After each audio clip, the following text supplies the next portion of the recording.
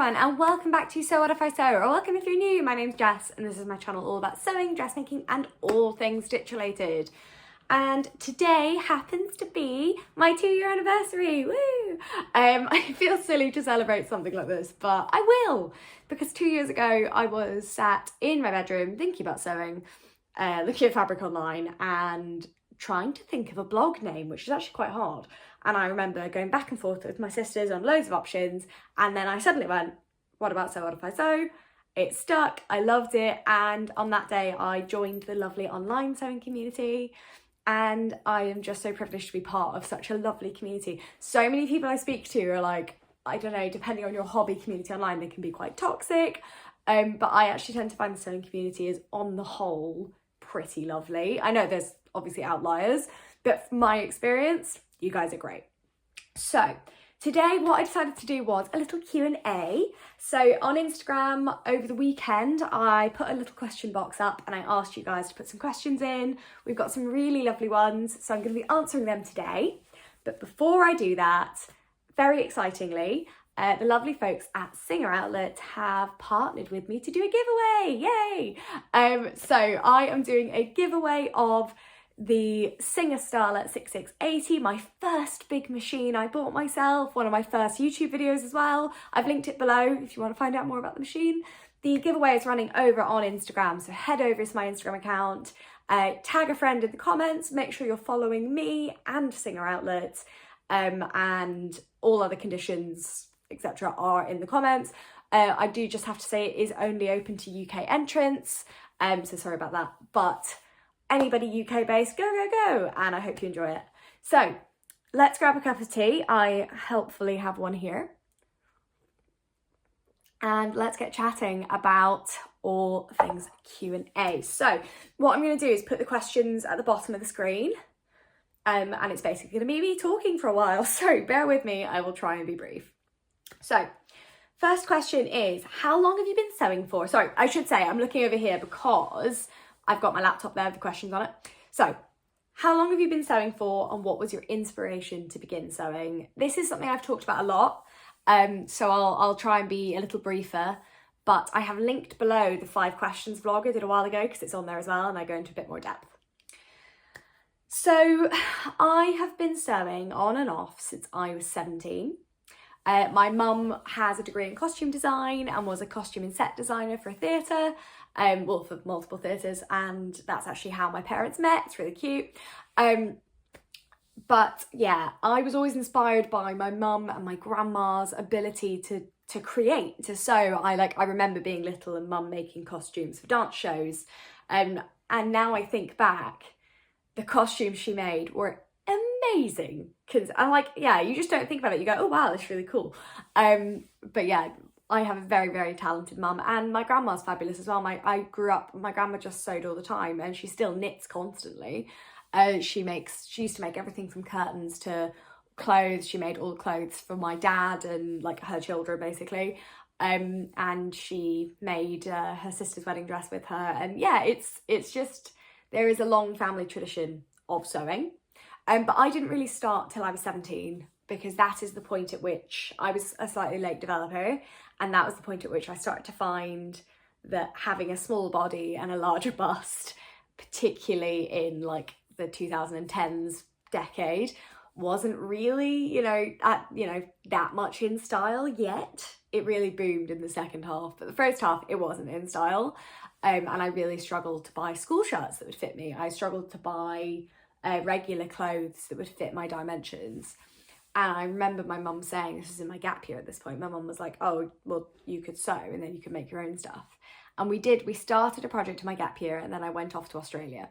But what she taught me in that gap was how to sew in a straight line and sort of just answered some of my questions about sewing. From then on though, I am pretty much self-taught. So they got me a sewing machine for the Christmas after, and I was home.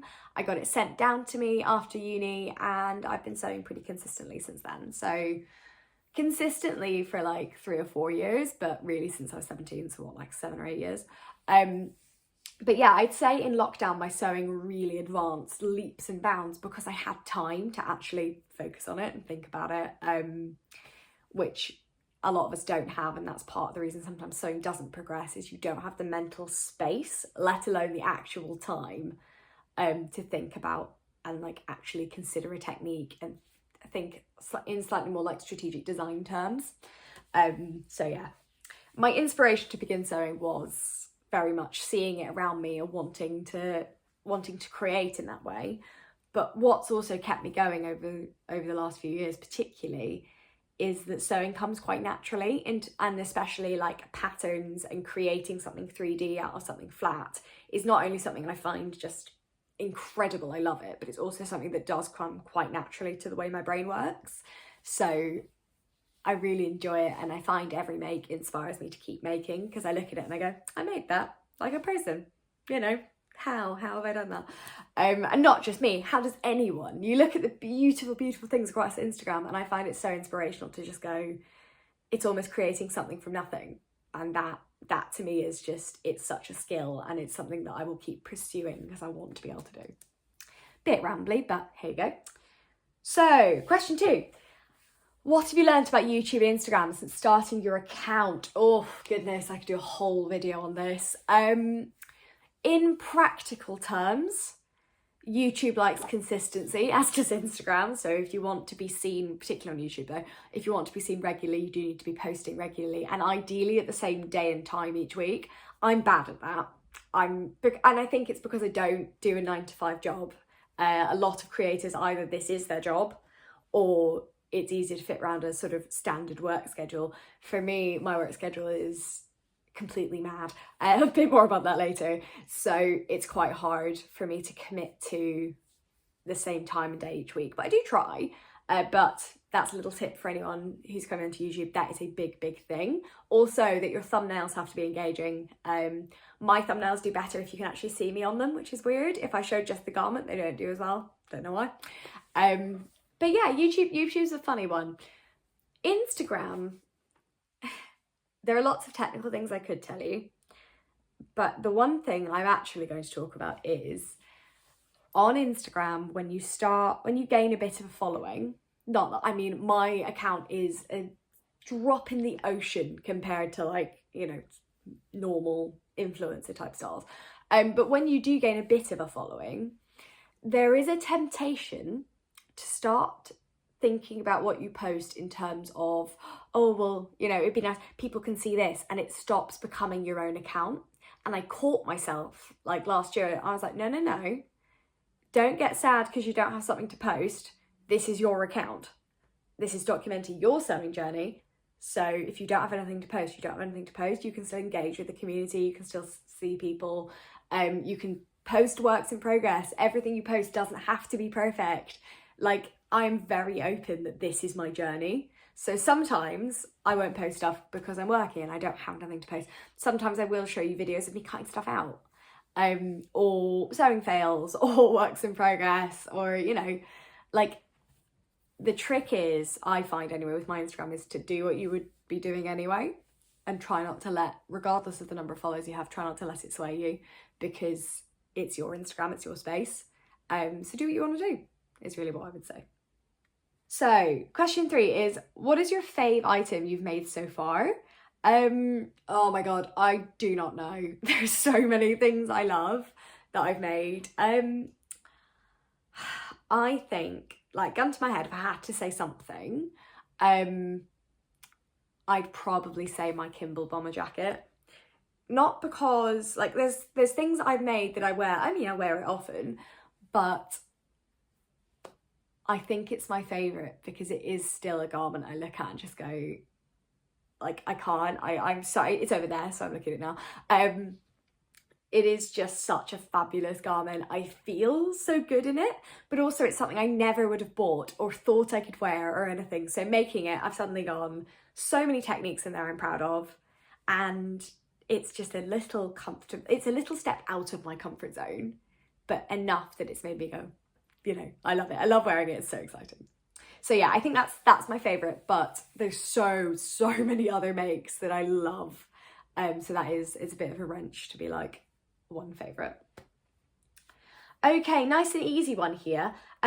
Somebody has said in that they'd like to make the Jessica slip dress. but they're not sure about the length. So they've asked me to share my height and measurements. Now I would have just replied to this on Instagram, but actually I thought telling you guys my height and measurements would probably help more generally with my videos. So I am 5'2". I don't really look it in my photos, I think sometimes I look taller than I am. So yeah, I am a little 5'2", and I have anywhere hormonal depending 35 to 36 bust, 26-inch waist, 27 if I'm on my period, and like 36 and a half inch hips. So I'm quite an hourglass shape, but I'm just petite. I'm like, I wouldn't say I'm short, I am like petite. I'm all in proportion, just little. So if that helps, when you're looking at my videos, that's the proportions I work to. Any tips to be confident talking in front of the camera? You know what, I could phrase this in so many ways, but care less. Honestly, it is what it is. You're filming you. No one else is judging you. You can redo it as many times as you want. But what I would say is don't feel like you have to redo it. Most of my videos are one take. I might do a couple of takes of the intro just because I'm warming up and speaking. But yeah, like I very rarely do it retakes. I very rarely have to edit that much out unless I'm waffling, and then I'll take that out if I'm doing so long because it's already like an hour. So yeah, no one needs that. But yeah, I would say for confidence, be somewhere you're comfortable, wear something you're comfortable in. If you find that doing your makeup and dressing up and then you sit in front of the camera and you feel really nervous, try being a bit more chill about it. So I film on my phone. You guys have seen me in all states. You've seen me with a severe chest infection, cutting stuff out because I've got steroid insomnia. You've seen me sweating away in the summer, so messy bun and jumper vibes, and shorts. You've seen me first thing in the morning and last thing at night. I don't care. I just don't, because it's me and you're here for the sewing. It doesn't really matter what I look like. But yeah, I try not to overthink it, and I just try and care less. At some point you've just got to go for it. So throw it out there. And I will say that I have probably had, in 2 years of this account, I've probably had about 5 horrible comments and almost probably thousands of really, really lovely comments. So just remember, this community is wonderful. We are here for you, and nobody's going to be like, oh my God, what are you doing? Like, have fun, have a good time, and just care less. I don't know if that's helpful, but it's what helps me. Okay. Can you do more sew-alongs for tilling the buttons patterns? No. This is the short answer to that one. Unless there is a pattern that comes up from her that I love, I won't be, and that's for 2 reasons. Firstly, because there's plenty of resources on making tilling the buttons patterns. There's loads of fantastic sew-alongs out there. I did one for the Eden coat because I couldn't find a sew-along that I wanted. So that's, if you see a tilling the buttons sew-along for me, is generally because I haven't been able to find a useful one for me. And I'm trying to fill a gap that I found. But again, there are so many really good sew-alongs for tilling the buttons patterns. But also the other reason is the vast majority of her patterns, while they're very lovely, don't fit me and they don't suit me. And the block is very, very different to my body. And I decided after a while that I was like, actually, I don't need to make them. Making them is making me sad. So I don't. The Lotta is good because it's elasticated and adjustable. I love my Eden coat, but unfortunately none of her other patterns have really worked for me. So that won't be an avenue I'll be pursuing. But if there is a specific pattern or a technique or anything that you are desperate to see me do, let me know and I will see what I can do. Okay, tips for getting back into sewing after a sewing fail. Now, I have done a whole video on this where I asked on Instagram, I asked for your tips and tricks for getting over that sort of state of mind, and I tried them all in a day, or I tried quite a few of them, so I've linked that video below.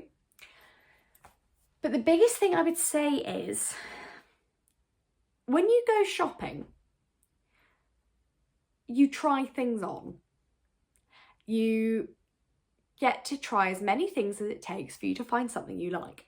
Sewing doesn't work like that. You make what you make, and then either you love the end result or you don't. It may be that it's a quick adjustment, so you might need to make a dart bigger, or, like you might need to take some volume out of shoulders or do a sway back adjustment or something like that. So you can make it again and make it better. But I think the worst type of sewing fail for me is when you make something, it's made perfectly, it fits you, and you just hate it. That's what I have with the Davenport dress. And I'm still really sad that I just hated it so much. Or like my Sicily, I didn't love in its original form. So I would split off a sewing fail that is one of those things, and a sewing fail like I had with my Jessica slip dress, where you accidentally cut a massive hole in something and you're literally like bereft. Those ones, so the sort of technical error, put it down, step away, go outside, go to your kitchen, get a cup of tea, get a drink, whatever you need, take a moment, put it in perspective and just breathe. And know that if you're really upset, doing anything to fix it probably won't help in the moment, so you do need to take some time away from it. Have a bit of a think, have a bit of a cry if you need to, take a breath, and then rationally go. Step 1, is it worth saving? Step 2, if it is worth saving, what can you do to save it? Do you know what you can do? Step 3, most things aren't irreparable. I say most because, yeah, I have just cut a hole in my dress. If you can do something about it and you feel confident doing so and you feel like you're in a state to do it, do it. If, however, you know what needs to be done and you're just upset and frustrated, write it on a post-it or a piece of paper, safety pin it to the garment, and then put it in the work in progress bag and give it a few days, and then come back to it with a fresh head, is what I would say. This is a fun non-sewing related question that I really like. Did you have a favourite childhood book? If so, what was it called and why? Now, as you might be able to tell by the shelves behind me, I read voraciously, as does Adam. We have different genres we like. We have 6 bookcases in our house, and we have so many books that we have organised them by genre. We have a fantastic non-fiction selection as well, it has to be said, full of political theory. It's really interesting. But behind me, I have my sort of intrigue, crime and thrillers. This is Adam's sci-fi shelf. There's American literature behind me. There's like British literature over there. There are so many books that I adore. And actually, I wouldn't say, when I was a kid, I read some child books, but I also read a lot of just like normal adult fiction. So I don't know if I had a favourite book in that way as a child, but I definitely had a favourite author who is still in my top 3 of all time, which is P.G. Wodehouse. So when I was a kid, I read everything, literally every single P.G. Wodehouse under the sun. In a similar vein, actually no. So favourite author as a kid, yeah, P.G. Wodehouse. I loved the loquacious verbosity of it. It was fabulous. The way he used his language and the way he just, it's so delicate. It's like playing a Chopin waltz. It's incredible. It's interesting. It's funny. It's diverting, but it's also incredibly clever. And I loved that as a kid. It was fabulous. And I still love it as an adult. But I have just remembered a bit of a turning point book for me, which was when I was 9, I got a copy of Murder on the Orient Express, which I read in a day, and then proceeded to read every Agatha Christie. And I love all things crime and thriller. You can only see 2 shelves of this. It's a big shelf. I have read almost every decent, vintage detective. I love a bit of vintage crime, but also I love my John le Carré. I love Ian Fleming. Basically, sort of thrillers are good too. There's a fabulous Chinese crime writer, by the way, if anyone wants something a little bit different, called sewalongs, who's written some really interesting books about a detective in communist China. So I would recommend that. But yeah, I just read everything pretty much in sight. I wouldn't say, I'm not a big one for modern fiction, I would say. It takes quite a lot for me to go, oh, I'd read that. But Adam and I have both read a lot of classics. And I definitely if you had to ask me for my favourite classic, it would be War and Peace. I adore War and Peace. It's just one of the best books I've ever read in my life. But I also love Vanity Fair. William Makepeace Thackeray has an understanding of human beings, I think, that is unparalleled. But yeah, if you want to talk to me about books, I'm here. But yeah, I could talk about this all day. But I think Murder in the Orient Express is probably my favourite book when I was a kid. Probably. So what are my top 5 patterns? Oh my God. I don't know if I have top 5. Do I have a top 5? Okay, I can probably pull one together from my head. So, closet core LED wrap dress. It's up there. I was wearing it this morning, and then it got a bit darker outside, so because I'm going to work now, I've changed into a skirt at the top. But yeah, LED wrap dress is up there. Oh my goodness me, Nina Lee Portobello trousers are up there. I've made two pairs of them. They're beautiful. I love them. Oh, what else do I like? What else do I feel good in? I absolutely just adore the Tammy Handmade. Well, actually, I love the Jessica now. They're vying for attention. But I love the Tammy Handmade Leona.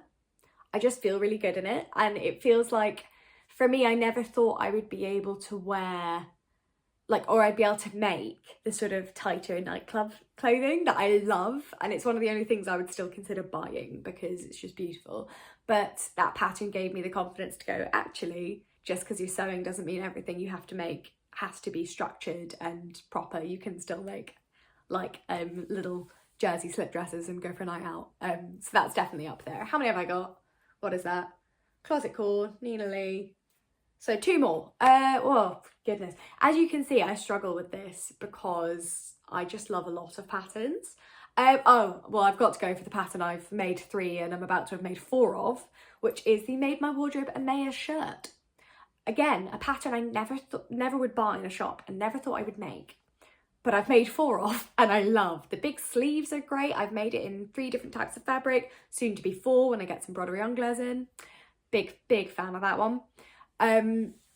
Yeah, it's a great pattern. It's so versatile and I can now make it in my sleep.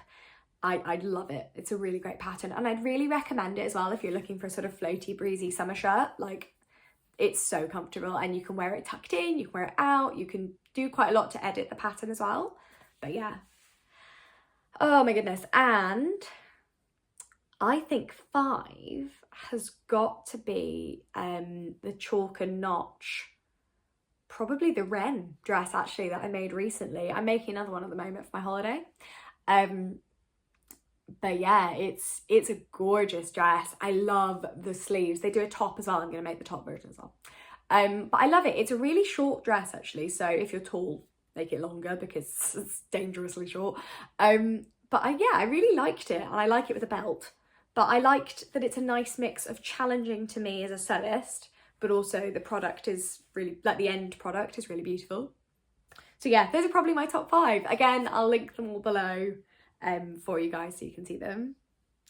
Oh, what is my favourite sewing snack? So I don't eat that much while I'm sewing because I don't want to get stuff on my hands while I'm handling fabric.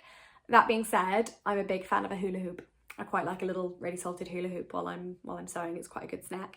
But I will always have a drink. So either I've got a cup of tea, or if it's Friday night, I'll have a glass of wine. I always have a drink while I'm sewing, of some kind, because I just prefer that. Like, I mean, I'm, as a human being, I permanently have a cup of tea.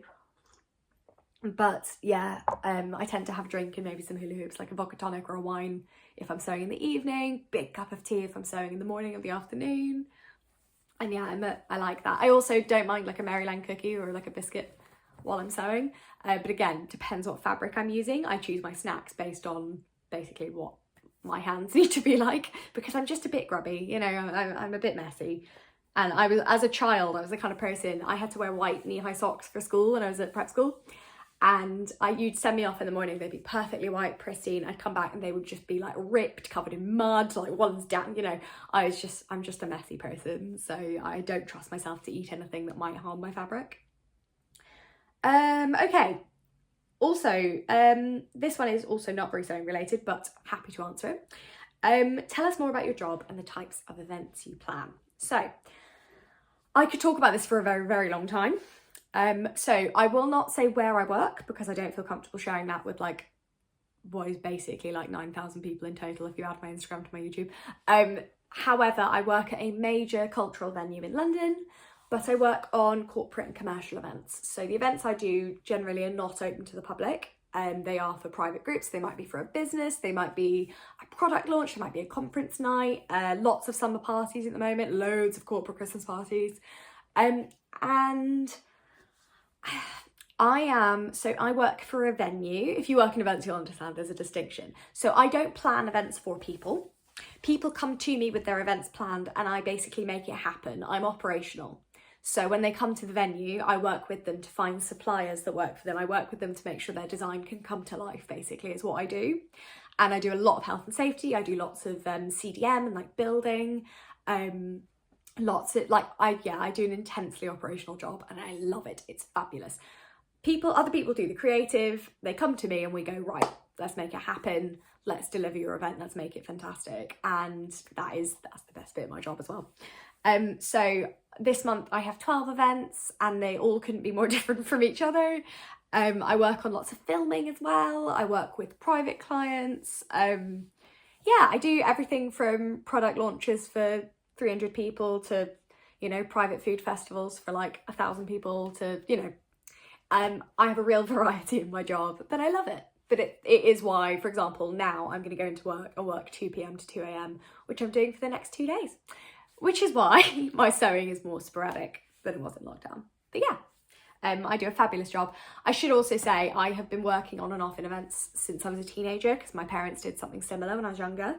And so this is not my first job out of uni, which some people assume for some reason. I did a history degree, but I am currently doing a master's in event design and event management and considering a part-time PhD because I'm insane. I'm not busy enough, obviously. But yeah, so that's what my MA relates to my job, to give me more of a theoretical background when I've had years of operational experience. So yeah, that's sort of the vibe. So we're getting to the end of our questions now. This is an interesting one. What does Adam think of your sewing? Does he take an interest and ask you to make him things? So Adam is my partner. I know lots of people will refer to their partner as like Mr. So or whatever. He's quite happy with his name, but obviously I never tell you his last name or anything. He's been in videos though with me, so you can see us together. So Adam likes my sewing, I think. He likes that it makes me happy. You know what? I got this question through on my phone yesterday morning while we were at the station together and I was just asked him. And he said he likes that it makes me happy. He doesn't ask me to make him things, which I like. I have made him a jumper. I'm going to make him a shirt because we found a shirt in a shop that actually really suited him and it was a ridiculous print. So I'm going to make him one for a holiday in Greece in October for a laugh. Yeah, nice holiday shirt. But yeah, he doesn't ask me to fix things very often. If he does, he's always very much like, do you mind? Is this okay? Like there's never an assumption that just because I sew, I'll like fix stuff, which I really like. But as a person, Adam is he's very, very good at recognizing that hobbies are important. Like he'd never try and my parents are lovely, but they're driven, self-employed people. So they go, oh, you could make money like this. But Adam's great at understanding that this is my hobby. This isn't a side hustle. This is something that I need to do to help me relax. And he's very much very supportive of that. He's so supportive as well when I cover the house with fabric. He was a bit concerned about the number of pins around the house. So I've started using the pins with the coloured glass heads so we can see them. And obviously that means I can then find them and pick them up. But yeah, I think he's very tolerant of the amount of space I take up. But no, he's very, very supportive and he definitely takes an interest. I love it when he's learnt a new sewing word. It's really, really nice. Okay, what makes me think, can't read. That's good. That's a good start, isn't it? What makes you look at a fabric and think, I need this in my life? Right, so generally I don't sew with many stretch fabrics. I'm mainly woven. I prefer woven generally. I'll sew with stretch if I need to, but my kind of ideal stretch is stretch velvet. I don't sew with much jersey. I did making the Closet Core Mile End jumper, which I make a lot. But yeah, I'm not I don't gravitate. I know some people gravitate to that. I don't do prints really. I don't do obvious large prints or repeated cartoons or anything. It's not my vibe at all. I like abstract a lot. I like a sort of ditzy floral as well, but I don't do big sort of obvious large prints. I am an absolute sucker for a viscose chelly, and I love it even more if it's abstract and monochrome. I honestly, the amount of abstract monochrome fabric I have is frankly unhealthy, but I love it. It suits me as well, I think. I like wearing black. Yesterday I was wearing all black and I was like, oh whoops, it's the summer, probably shouldn't do that. But it is something that I think for my job as well, I tend to wear black anyway. But I try and be a bit more colourful. I'm experimenting with gingham at the moment, and I will use the odd sort of cotton poplin, that sort of thing. I tend to gravitate towards like a viscose or like a silk or a satin, something flowy. I like something with a lot of drape, but sometimes it is really soothing to work with a nice stable cotton. But yeah, I think what often makes me look at it is it's quite a gut reaction. Sometimes I'll look at fabric and be like, oh, that's nice.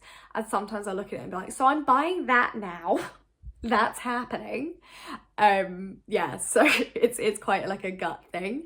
One fabric though, or sorry, one pattern I found I love recently is anything with like monstera leaves on it, because you can't see, but that side of the room is covered in plants. I am a bit of a plant lady, and I'm actually considering like a little monstera leaf tattoo somewhere, because I've got 3 tattoos anyway. Fun fact, you've probably seen them in my videos. But yeah, so that's a pattern I absolutely love, similar to a silky fabric I just bought recently. But otherwise I'm an abstract girl generally, and normally wovens, but you know, everybody changes, depends what I'm making. Okay, on a similar vein, what makes you pick up a pattern and get excited to make it? Do you follow a trend, or do you like a set style? I don't really do trends, I never have, and sewing makes it quite liberating, because I don't even have to, in a sort of, the clothes you buy will be part of that trend, whereas sewing I can just make what I like. I would say I like a floaty silhouette. I'm not a big puffy sleeve person. I just think they're impractical. In the UK, we have to wear a coat all the time. What makes me look at a pattern? For me, it's searching a pattern hashtag and looking at all the ways you could do it. If I see a pattern, like I love a dress, I'll hold my hands up and say, I love a dress. I could do with making more skirts. The skirt I've got on right now is actually a slipped skirt from M&S, but it's really basic. I thought I might like see if I can copy it and make myself a slip skirt, like a bias cut one, because I really like this one. But yeah, I mean, I wouldn't say there's anything specific. I tend to go either, oh, I want something like this, and I'll troll through patterns, or I will see a pattern and go, oh my God, I never would have thought I could wear that, but I've seen X's version and that was much more me. So yeah, it's a big thing for pattern hashtags for me. As I go, I search, I have a look, I like to see the photos on the website. The one thing that will turn me off a pattern though is if I look at the bust sizes and there's either no cup sizes or the block is basically, you know, tiny, because it's so much work that I won't enjoy it. Sometimes you want to make a pattern work for you, but at a certain stage you're doing so many adjustments you might as well just draft yourself a pattern and be done with it. So, you know, but I like a dress, I like flowy stuff. I like a jumpsuit as well, but I like the flowy ones more. I love a high-waisted trouser, as you probably guessed from this. And yeah, I don't know. I wouldn't say there's probably, if you look at my Instagram, it's like, oh yeah, she likes that. But I would say that sewing has allowed me to embrace looser silhouettes as well, because when I bought them in shops, they just never worked for my body. Whereas now I can make a loose silhouette work for me. So that's quite a big thing. Okay, last two questions. What indie pattern company does your favourite styles, instructions and block? Okay, so my absolute favourite is got to be Closet Core. There is not a Closet Core pattern I don't like. However, I would say Chalk and Notch is also up there. I really like Chalk and Notch patterns. So who does my favourite styles? It's probably Closet Core for me. But also I make a lot of big four patterns. I tend to make things I just be like, oh, I like that, I'll make it. But Closet Core, I get excited for their pattern releases. Best instructions, I think, is Chalk and Notch, actually. Chalk and Notch's instructions are really, really clear. I like their instruction booklets. They're idiot-proof, and they recognise that, like, some techniques may be challenging, so they offer the instructions, but they are like standalone in some ways, so you can skip over it if you know how to do that. You don't like have to read it in the same way. And yeah, favourite block has to be Closet Core. It's the only one that even, oh no, what am I talking about? Favourite block has to be Cashmerette. Yes, because Cashmerette, I can actually find patterns that suit me. So yeah, Cashmerette goes in there for the block because I don't have to do any adjustments. I can just, most of their patterns have cup sizes, so I can just pick the size that works for me. But even their base block for my waist and hips is perfect for me. It has a 10-inch difference, and so do I. So that works really well for my body. So final question today before I leave you is, what type of sewing YouTube videos do you like to watch? What do I enjoy making the most? Let's do that in opposite order. So I love filming my week in sewing, and I hate that I can't do it anymore because I love doing it. It's fun to like show you guys bits of my week. They're labour intensive, but they are really fun. But also I like filming sew-alongs, I like chatty vlogs, I like anything as well that if you guys have requested it, I know I don't get the moment of, oh, you know, does anyone want to watch this? Because if you guys have asked for it, I'm like, yay, they do want to watch this. I can have a great time doing it. But also I tend to make the content I want to make. So if you do have suggestions though, I do love to hear it. In terms of YouTube videos I like to watch, I like the chatty ones I can have on in the background. Otherwise, I do like a sew-along though, particularly if I'm having problems, because it makes me feel like I'm not alone, because I tend to find the problems I have, most people have. And it's like reminding yourself it's not about you, it's just often it's the pattern, or it's the instructions, or it's the way you interpret the instructions, but that's not like on you. And what matters is finding your way through it. So other YouTubers can be really helpful for that. So thank you guys so much for watching. Remember to head over to my Instagram to enter that giveaway. And I'm really, really excited for another year of So What If I Sew, woo! I've got some exciting stuff coming up in July that I'm going to tell you all about. But for now, thank you so much for watching, and I'll see you guys next time.